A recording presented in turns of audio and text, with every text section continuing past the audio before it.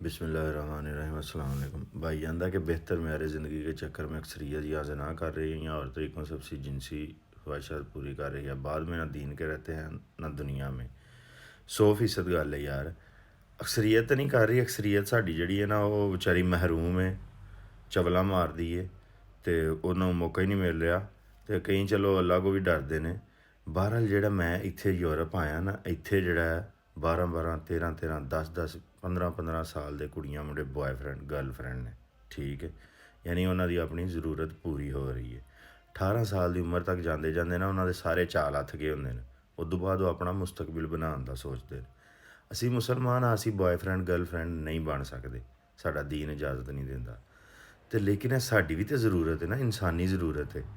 तुसी अपने बच्चों की 16 साल 17 साल 18 साल की उम्र शादी कर दो, खर्चा उन्होंने तुसी चुक लो, वो 2-4-5 सालों बिल्कुल अपना खर्चा आप चुक लैणगे।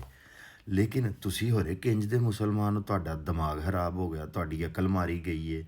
तुसी आंदे हो बच्चा सैट हो ले, तुहानू ना कुड़ी पसंद हुंदी है, तुहानू ना मुंडा पसंद हुंदा, तुहाडा नारा ही नहीं मुक रहा।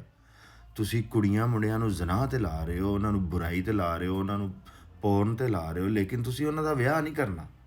तुसी ना उन्होंने पहला सैट करा लो, पैरां ते खलो लैन दिओ। वो इन्ने जोगे ही नहीं रहने, उन्होंने गोडियां 'च मेह मुक जानी, उन्हें पैरां ते नहीं खलो सकना, तो तुसी विआह नहीं करना उन्हां दा। भाई गल सुनो, तुहाडे जिहड़े दादे हन परदादे हन, तुहाडे तो करोड़ दर्जे पक्के मुसलमान सन। वो आंदे सन उन्हां कोल तुहाडे जिन्ना इलम टैक्नोलॉजी ये नहीं सी, पर वो आंदे सन अल्लाह रिजक देना है, विआह करो बच्चों का, अल्लाह रिजक देगा। तुसी आंदे हो सैट हो जान, सैट नहीं जे असी होना, साडे को सैट होया ही नहीं जा रहा। साडा तुसी विआह करो, उदों बाद असीं सैट हो जाएंगे। तो जिहड़ा सारे माँ प्यो नूं नहीं पता कि हर बच्चे के हत्थ 'च मोबाइल है। मैनू आप पता है कि मेरे जिहड़े कज़नां दे बच्चे ने, भैणां भरावां दे बच्चे ने, जिहड़े इस टाइम 14-14 15-15 साल के ने, वो गलत चीज़ां वेखण डे ने मोबाइल ते। इस गल ते तुसी खुश हो कि तुहाडे बच्चे गलत चीज़ां वेखण, तुहानूं वो जिहड़े 2% दे तुहाडे जिहड़े लिबरल ने ना, ताने मारदे जी पाकिस्तानी तो पोर्न देखते हैं। तो बंदा पूछे जो 30-30 साल के तुसी कुड़ियां मुंडे दे विआह नहीं करने, तो उन्हें होर बेचारे करना की।